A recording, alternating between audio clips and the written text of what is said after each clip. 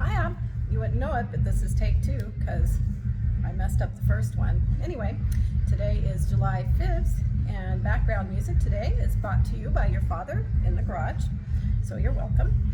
I'm going to make something I haven't made before, but I thought it might be a good recipe for you. And it's going to be out of my Jacques Pepin cookbook that I found in the doctor's office waiting room. It had a sticker on it that said "Free to a Good Home," and it found it. So this is called Cayettes, I think that's how you pronounce it, with spinach. Cayettes with spinach. So here, I'll give you a shot of the recipe so you can do a screenshot or what have you. Make sure it's in there. So it's ground beef, and it calls for also a half a pound of pork, but I'm just going to do a pound of ground beef because that's going to be simple. And the ingredients have spinach, olive oil, 1 onion, 8 green onions, garlic cloves, not putting in the chicken liver, and some salt, pepper, a little nutmeg, which I think sounds promising. So anyway, I'm gonna pause this, do some ingredient prep so you don't have to watch that, and then we'll get cooking. Love you. Okay, well, I'm doing a little food prep. I propped up this tripod on some cookbooks. So anyway, I didn't have 8 green onions, but I think that looks pretty good. And I won't bore you with all of this, but, and I'm sure you know this, but I just find it easier to cut them. You stack them all up together, hold them tight in a little bundle, keep your fingers close to the end, and then just kind of, slice through. So, now, Jacques said to do 1/2-inch pieces, but I don't know, that just sounds big to me, and I think sometimes they can get a little bit stringy. And if you get these kind of big ones, sometimes I don't like to use that because it just gets, I don't know, like a piece of paper in your meal. You don't want that. So just chopping this up a little bit, and I'll check back in a minute. Whew, that's powerful. Just so you know, I'm crying a little bit, but not because I'm sad. So I was gonna crush these 3 large garlic cloves like the recipe calls for, but So anyway, I'm gonna chop and crush those up. Be right back. Hi. All right, now say hi. Hi, Duba. Hope you're doing well. Love you. I told her the background music was courtesy of you. I'm sure she knew that anyway. Oh, sorry about that. No, it's all good. I like it. All right, anyway.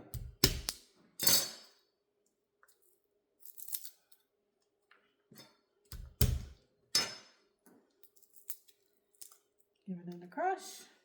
Chopping off that little core, because who wants to eat that? Not me. And rolling.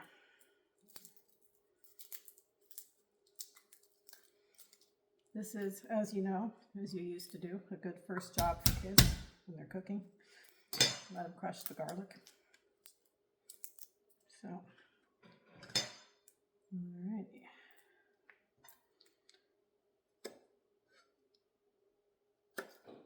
Alright, I'm going to commence to chopping. Be right back.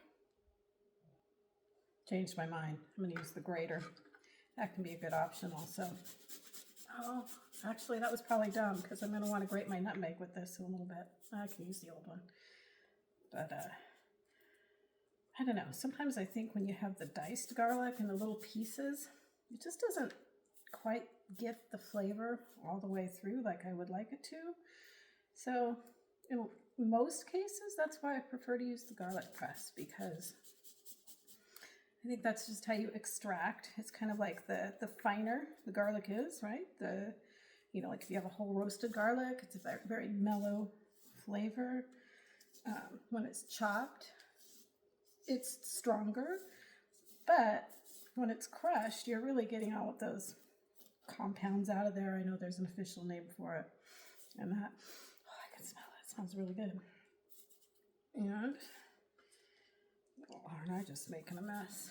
What's new? Okay, well, I think that's pretty good, and I'm just going to get in there and kind of chop the rest of this up in here with it.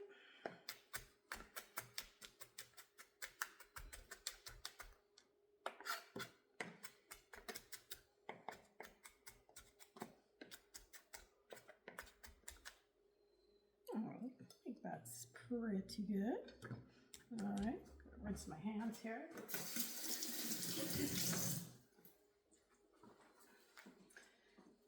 Alrighty, be back in a moment. So Jacques says to use 10 ounces of spinach or a mixture of spinach, Swiss chard, kale, or salad greens. So I know you have kale on hand and spinach on hand, so whatever greens you have, I would say, as long as you're pulling out that rough stem, you know, that tough stem from the kale or chard or whatever you might have. So this is 6 ounces, and since we're only doing a pound of meat instead of a pound and a half, I think this will be just fine. Now this is interesting. I think, you know, if you purchased spinach in the store that's not prepackaged, it's always a lot bigger. And he says to cut it in 1-inch strips. I'm not sure if that's entirely necessary here. I would venture to say it's probably not, because it's baby spinach, it's already pretty small. However, he says to cut it, so I'm going to do a little bit of chopping here. Again, whenever you have a green like this, kind of like the green onion, you kind of can bunch it up, and that's going to make it, it's going to make it a lot more efficient for you. So I'm just going to drop that into my bowl over here. Make quick work of this.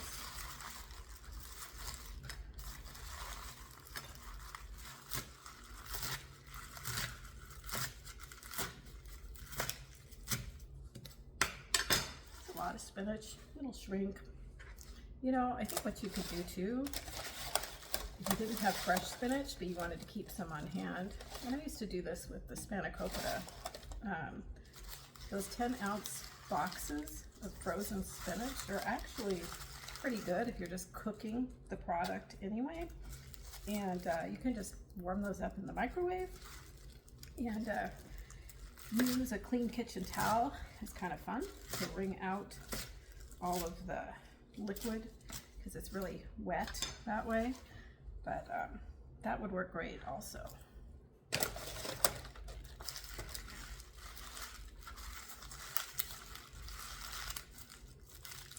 Pretty economical as well.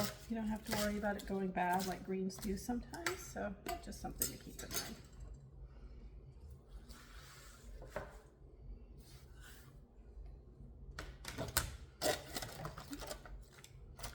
These were, in case I didn't wash them because it says they're triple washed and ready to enjoy. So, gotta love that. Okay, recycle you go. All right, so now we've got that.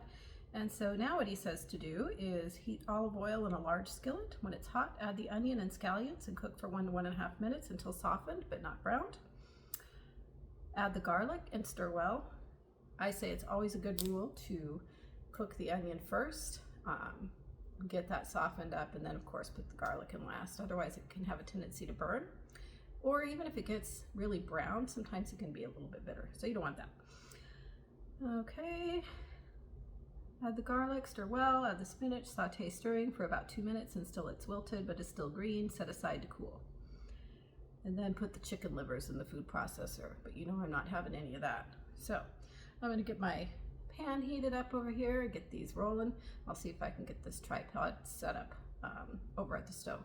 All right. Okay, this pan is smoking a little bit. We gotta get you a cast iron, Duba. All right. I've got my 1 cup of onion.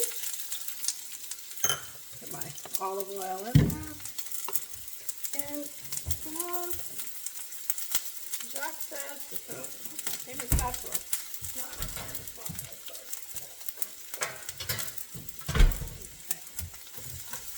Jacques says to do the green onion at the same time. You probably can. But I think that they don't take quite as long to cook, and we were just trying to kind of soften these. So we'll start with the white onion, see how we do. Get that sauteed.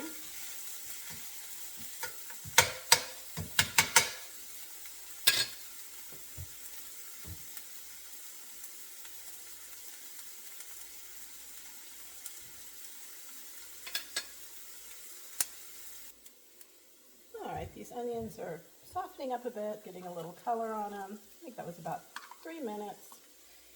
Now I'm going to add in the green onion. Oh yeah, that's pretty. It smells really good.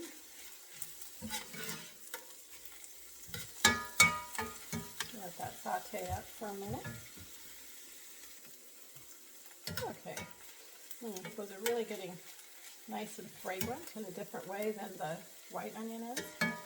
I did use a white onion today because that's what I had, but any onion will be good. Toss in this garlic so you can just smell it. Don't want to overcook it.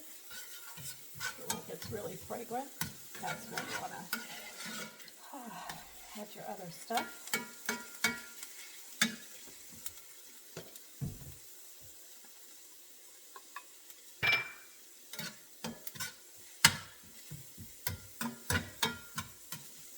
Okay, now I'm going to add in the spinach, and it's going to wilt faster than you think. Maybe a little bit at a time here. Woo. Stay in there, you.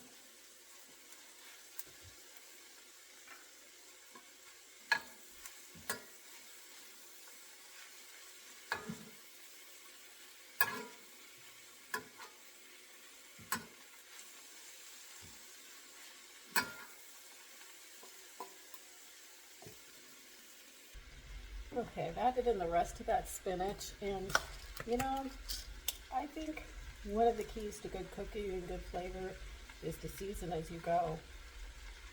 It's going to absorb the flavor better for the spinach and the onion right now if you do it now than if you wait and do it kind of all mixed together. You don't have to go overboard, but to me, like, so one of the things that I want to teach you is the techniques that build flavor as you go. And one of the most important things you can do is season as you go. And I know I got some garlic in there, but no, it's reachable because I'm right in front of my spice cupboard here. Oh yeah, here you are. I'm gonna grab a little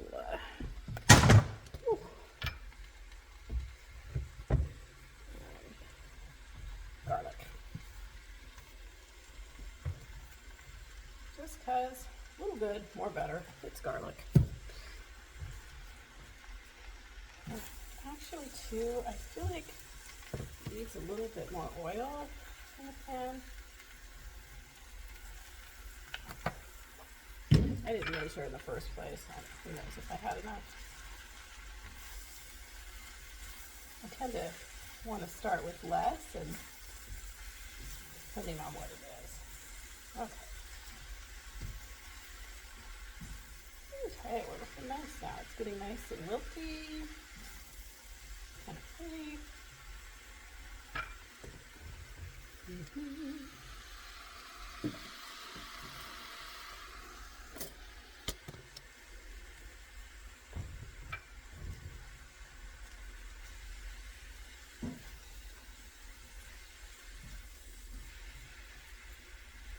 Where we want to stop it. So with spinach, when you're cooking a green like this, as you know, there are stages to it. So you put it in, it's kind of, you know, the color that it is. And there's a point where it is just dark green and really vibrant, and that's where you want to stop. You don't want to overdo it here, because if you keep going, it kind of just blends into the rest of it. It becomes, I don't know, like a can of green peas. Nobody wants to eat that. So, getting there. I'm gonna, I'll let you know when this is done. Okay, rock on. So,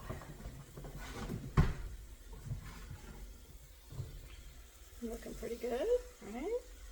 And look how much this reduced in volume compared to what it was.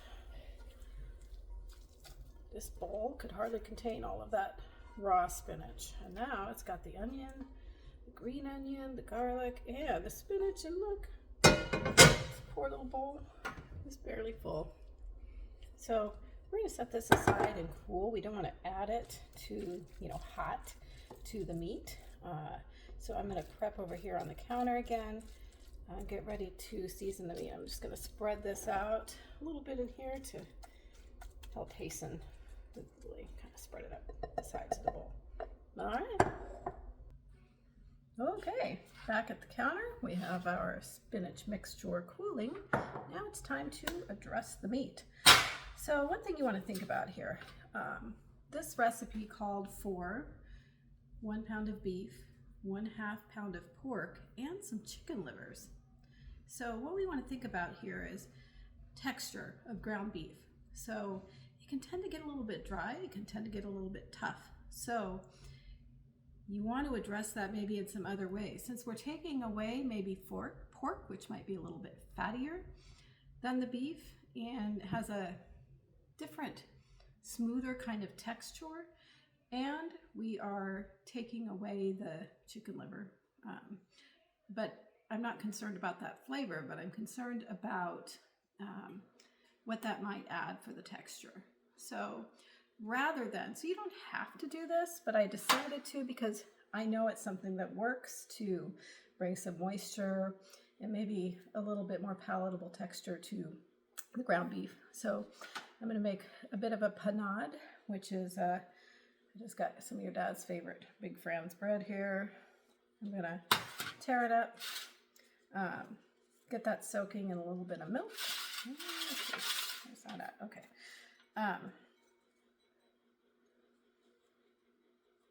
So just tear it into some pieces.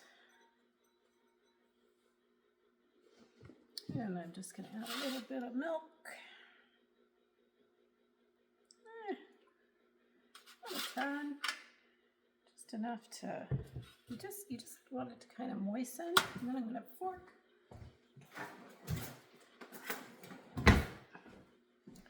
And just kind of swish it in. You can tell already I'm going to need a little bit more milk.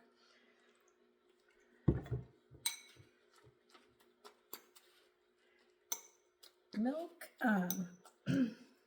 has some properties in it that kind of help to tenderize, I guess, or just make the mouthfeel of the ground beef less grainy. It's just something I put in meatloaf. I know you're not a fan of meatloaf, but it also goes in meatballs. And if I'm making meatballs, I also do this, the panade, and I do some dry breadcrumbs. I'm not going to do that today because I don't want to go too far afield of the recipe. But I don't want it to be like, I don't know, bricks of meat patty either. So the veggies too will help bring some moisture. All right, I think that is a nice panade texture right there. I know, it probably looks a little bit gross, but just so you can see it. Okay. Now, here's the thing, and I see people, they don't do this. One of the things that makes me nuts, and I guess it works, but when I see people dumping like a big old brick of meat into a bowl, and then they dump everything on top of it, and then they dig their hands in and mix in, I guess that's fine, but I don't know. I think this is a really good way so that you can actually, you know, when you're like putting salt and pepper and seasoning on something, when it's spread out, you have a good sense of like, all right, that's about right. But when you just do it all at once, it's like you really have to know what the proportion is. And Jacques here said 1 teaspoon of salt for 1.5 pounds. My rule of thumb is 3/4 teaspoon of salt for every pound of meat. But, you know, you do you. There were some other seasonings in here too, but I think you don't want to, and you know this, honey, I've taught you, but you don't want to like smush it. I'm just really lightly separating this and just spreading it out, and the purpose of that is so that I can like eye my seasoning well. So, all right, let me rinse off my hands here. Wash with soap and water.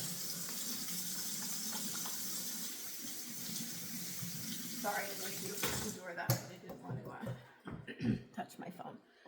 The raw meat on there. So. All right, I'm going to turn this off for a sec and get my seasonings ready.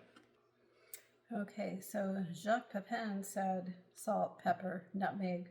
I'm really going to show some restraint here and not add in anything else like I normally would, maybe some garlic, onion powder, anything else. So he said 1 teaspoon of salt, and that means table salt. If you see salt, it's table salt. You know, I like my big old shaker of the Morton's kosher salt. So I would recommend probably measuring it if I were you, and I would probably dial that back to between a half teaspoon and 3/4 teaspoon for this 1 pound of ground beef. But you know, I'm just going to sprinkle because that's what I do. And so I just kind of look for it to be evenly distributed. So probably can't see that too well, but evenly distributed. And pepper thing. That's the oven. This recipe calls for it to be cooked in the oven, and that's what I'm going to do. I know you're trying to not, oh, those goldfinches are back. I know you're trying to not heat up your house too much. I would say that you could fry these up on the stove, and then maybe finish it up just with a little broth or water to tenderize it a bit. But I'm going to try how he said for the oven, and then, well, I guess we'll see how it turns out. Oh yeah. All right. Grab this fork. See, now we've got it in every little crevice of the meat here, whereas if you're just pouring it on top of the, I don't know, the blob of it, I just wonder how well it's actually been seasoned. That looks pretty good. Pretty good. Okay. A little bit more salt. Because you know who I'm feeding in this house. Alright, here we go. And now, I know you've got some ground nutmeg because I saw it on your little back porch there in your spice thing, so please use that, but I don't have any of that, so. But you know what, if you get these in the bulk section, these nutmegs, it's really like, you know, cents. You can get like a couple of these for less than $1, and they last a long time. So since I used the garlic from my other one, hope I don't drop this in the meat. Here we go. Well, and if you use the outside of it, that's mace, just so you know, another spice. Dang, this one's not as sharp as the one that I used for the garlic, but I don't want to get my nutmeg ruined, so I'm gonna do this.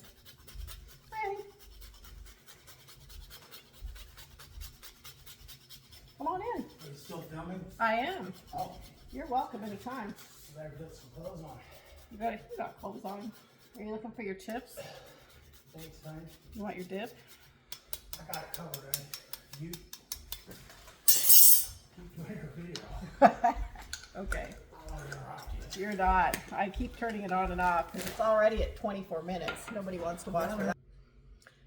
Okay, so I got that part done. I can tell already that I totally overshot on this panade. There's not, you know, usually I'm cooking with 3 times as much meat, and I overestimated. So that's the thing too. It's like learning how to recognize proportions and, you know, doing things by feel. Like, don't do something that doesn't make sense. You know, that's the main thing. You know, like, if you question something and you're like, well, that doesn't sound right, you know, probably it's not. So, well, I don't know, as I get into this, don't want to overdo it, but just kind of sprinkle that out as well.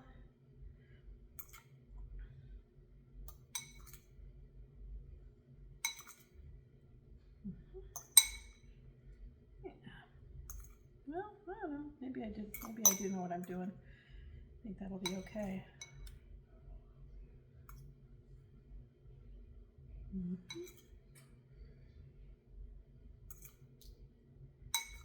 It's not gonna affect the flavor, but it is going to affect the texture. The other thing I'm super tempted to do, but I'm not because you don't have any Worcestershire sauce, but I'm really tempted to put some Worcestershire sauce there. But I'm not gonna do it. Well, there you have it. Use the whole thing. We'll see how that works. Okay, now I think now's the time when we kind of get it all mixed together. So I'm gonna toss this together. So the meat's kind of coated with that.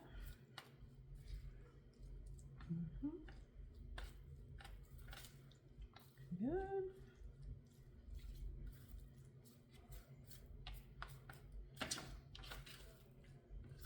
See how nicely that's all like already kind of mixed for you? I better take my ring off.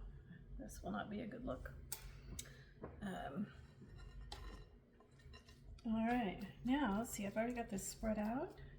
So now I think it just kind of saves you a step and it prevents you from, you know, I've always told you if you like squeeze the meat too much, it gets too tough. So this helps you not over mix your meat, overwork your meat. So here we go. Oh, it smells nice. That looks pretty good. All right. I'm just gonna kind of toss this together here and be back with you. Okay, now I'm gonna get down with this a little bit here. So we're gonna have to shape it into some patties. It says 12, so I guess do the math on that. It's be about 9 patties I should get out of this.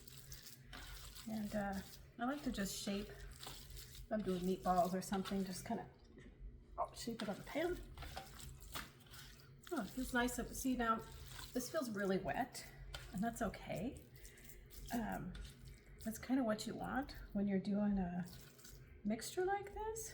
So, I don't know, if we want, I guess we could kind of divide this up a little bit, put it in a oblong like this, and okay, 2, 4, I think we'll shoot for 8. Yeah, looks a little uneven.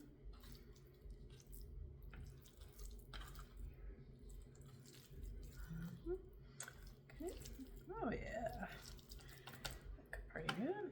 And you're like, that's a mess. Okay. So, and it says to put it in a roasting pan. So I'm gonna do, I don't know, some little kind of oblong patties like that, I guess. That looks good to me. Kind of like, or pretend it's a little mini Salisbury steak. Yeah.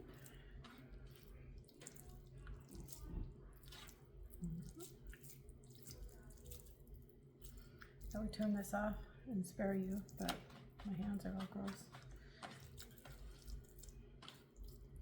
I gotta say, it smells really good. But how can sauteed onions and garlic and green onion not smell good? I'm making these about, I don't know, inch-ish, 3/4 inch. Oh, wait, that one's big. Look at this one.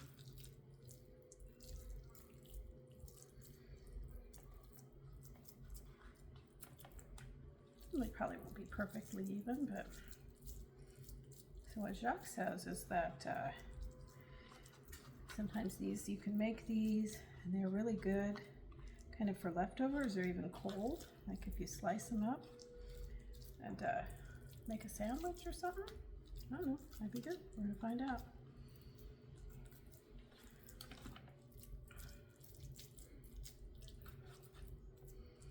Okay.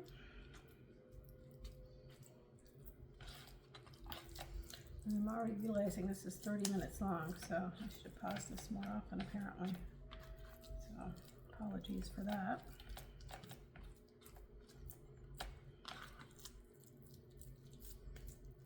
Okay. to wash my hands, and then I'll turn this off.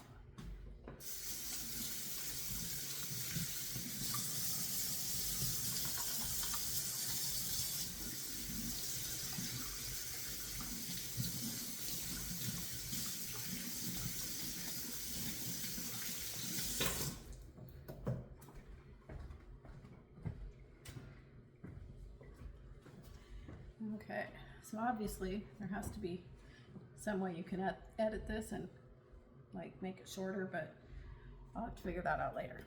All right, I'm going to be right back and find the pan that we actually want to cook these in. Okay, so a minute ago I think I said you could probably fry these, and maybe if you didn't add that panade, you could. I think these are a little bit too wet to fry. I just have my regular 10x13 baking dish. I think a lot of people have that, so that's good. I'm going to just coat it with a little olive oil to make sure we're not going to stick here.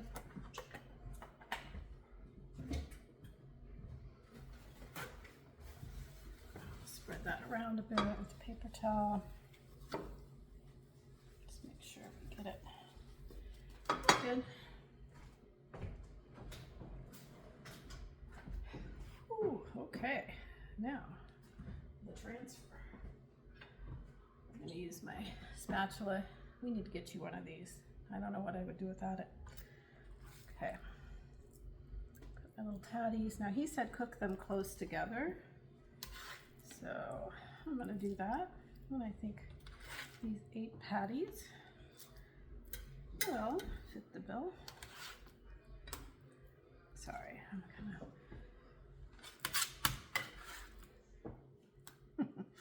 they're not exactly attractive at this point, but we'll see what happens.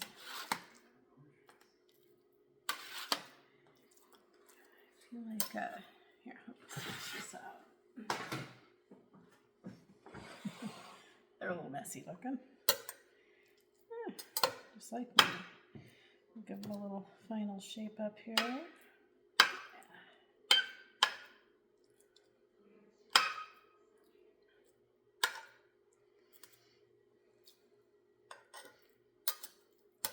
Little shape.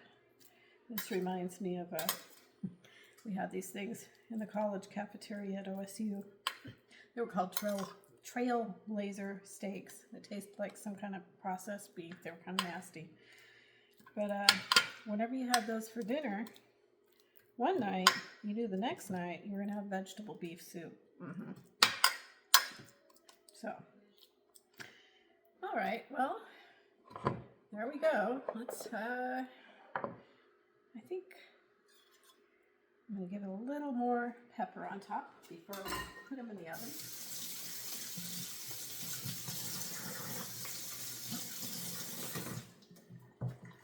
Sorry, now we got to keep clean. Okay, pepper.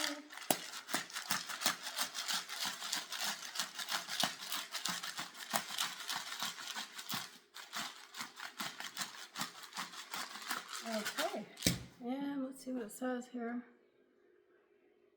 Oven 375, 35 minutes.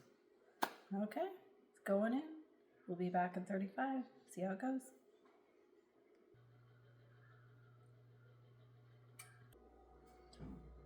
Well, that's in the oven. You know, I have some potatoes I need to use up. For this recipe, I prefer to use those gold ones because it's really good. But I'm just gonna make some roasted potatoes here, and I'll show you how I do that. I'm just gonna put them in some wedges for these. For the bigger one, I'll do it in thirds. For the smaller halves, I'll do it in half. So just kind of angle that knife in there. We've got thirds. Cut it in half. And angle it down in there. This one's a big one. So angle it on in. Like that. This is a smaller one, so I'm gonna put it up on its little pointy end. Cut that in half. There we go. Cut it in half. And then half again. Put it up on the pointy end. And we have some pretty good looking potato wedges here. So now I'm going to get some water boiling.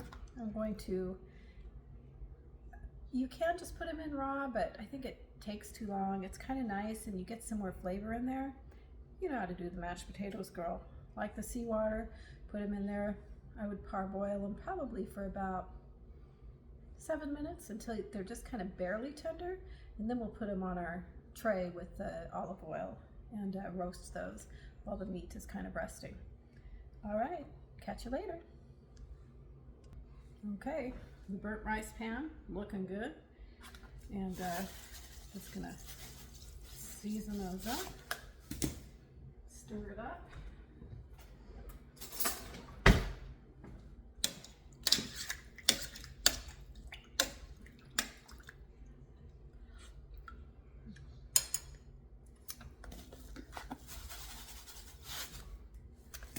All right, going on the stove, lid on, bring it up to the boil, then I'll turn it down, and you know the rest. Story with Abbie. Okay. Jack's telling me a story about all of the old people playing Pokemon. Well, the old people, they'll go to the fort because they like the old stuff. Yeah. You know, they'll walk around, and then they'll be like, what are all you people doing on your phones? Yeah. And they're like, oh, we're playing this game. It's Pokemon. I'm like, really? Yeah. I'm going to go home and download that right now. Okay. And then did they come back later? And some of them do. Okay. Yeah. Nice. You know, they like being out with other people. Of course. And Did you play with any old Pokemon people, occasionally. grandpas, like you said? Yeah. Okay. Occasionally. All right. Very good. Just not, I think I tried it once or twice. Maybe. I don't remember.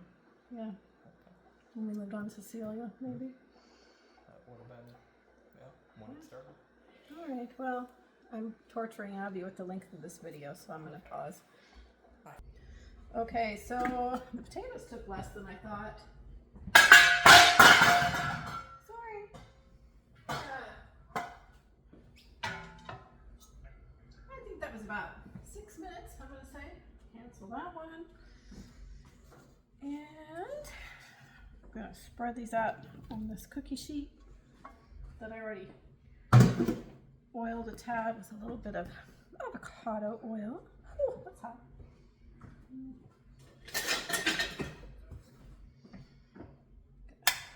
Spread these out a little bit, and then I'm gonna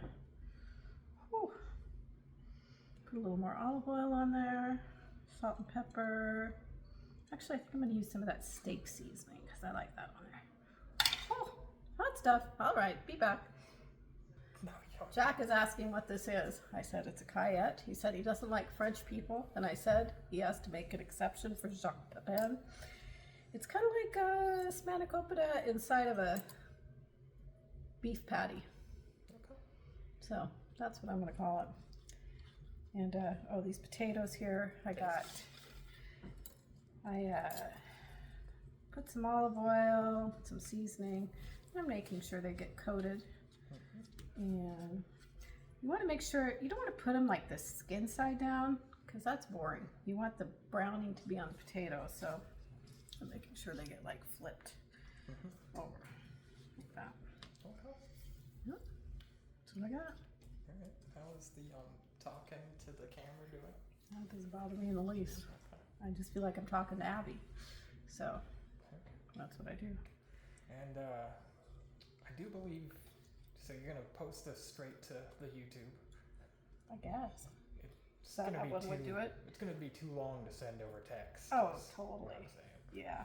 No, I think I'll just start a YouTube channel with it. Okay. And then I don't know, do you do that to like your own account or do you set up a separate one or how does that work? I don't know. You're asking the wrong person there. But I think if you're looking at funny videos and stuff on one account, you want to have a different account for just Probably. putting up videos. I see. What would I call it? That's up to you. Okay. Right. And I think that's the hardest part. Yeah, okay, I'm gonna stop this so Abby doesn't get bored. All right, Ab, just came out of the oven. 35 minutes, like Jacques said. What do you think, Jack? Oh, delicious looking. I mean, we'll see. I mean, it smells good. It does smell good. They don't have smell-o-vision. Yeah. Well, thank you for saying it smells good. Well, it's probably not quite your thing, but I'll cook you a hamburger later if you like. Meat is not my thing.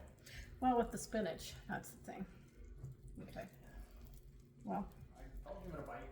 okay. Well, ta-da. Now what I'm going to do is let it rest. Whenever you have a meat product coming out of the oven like this, it's best to let it rest because the juices, as they say, will redistribute and make sure it is not, you know, dry. Maybe I should take its temperature. I'll do that.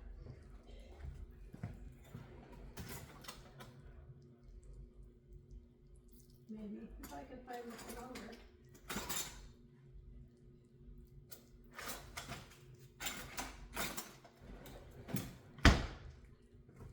Well, that was not readily available, but I'll find it. But I think it's good. All right, see you soon. The potatoes are in the oven at 425, roasting. They've been oiled, seasoned up well, and I put the cut sides down, so we'll see how it goes. All right, Ab, I have not tasted this, but Jack is going to be our on-camera taste tester. Yep. We have the Cayette and the roasted potatoes. So, Jack, here is a fork and a knife. Please be honest with your opinion. I have not tasted it yet, so I do not know. That's just vegetables. All right, looks reasonably tender, I guess.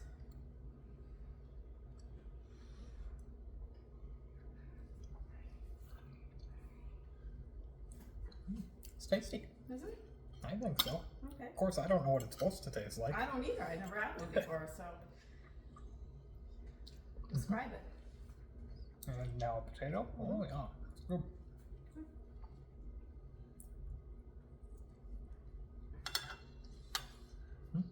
Hot. All right. Very hot. Let's see. Okay, it looks moist. I can see the distinct layers of the meat and the onion and the spinach. It does look moist, but it looks a little bit crispy on the outside, which is good, right? So let's see here.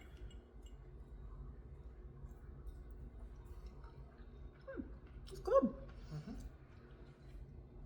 It is a little bit like a spanakopita with, yeah, it's good. I like it. Me too. Abby would like this, don't you think? Yeah. Try a bit of this here potato. But you know, roast potatoes, roast potato. It's very hot. That's a lot of them. Oh, what I like, it has a little bit of a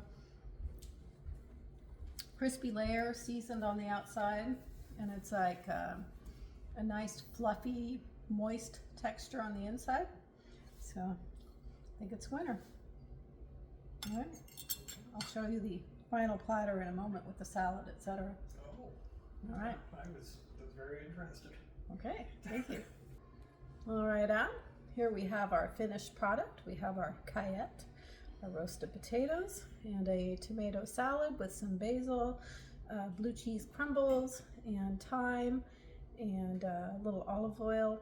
So, bon appetit, as the French say, or probably not like that. Anyway, love you lots. I'll let you know how it is. Well, I'll taste it. Jack tasted it. I'll taste it.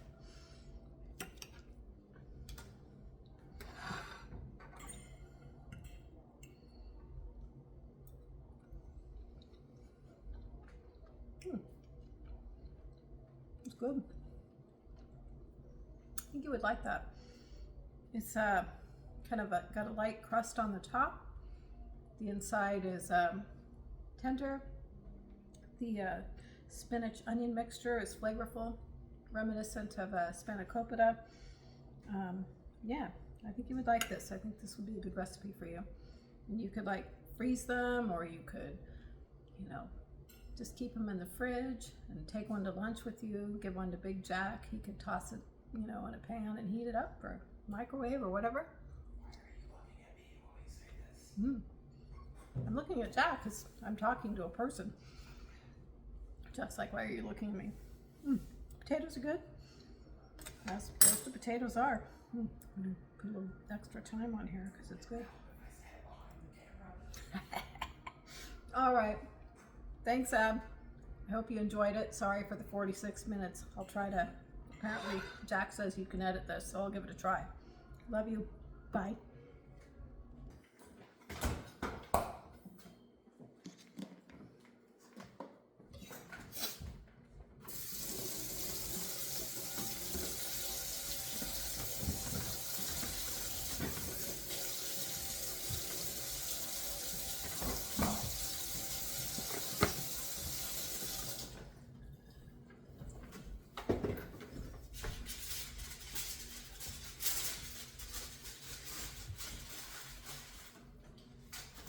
Thank you, Jack.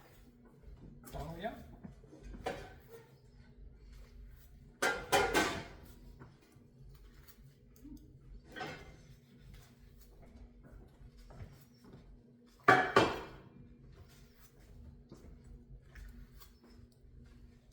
Sorry, I'm out of parchment paper, or I lined the cookie sheet with the parchment paper to make it easier to move.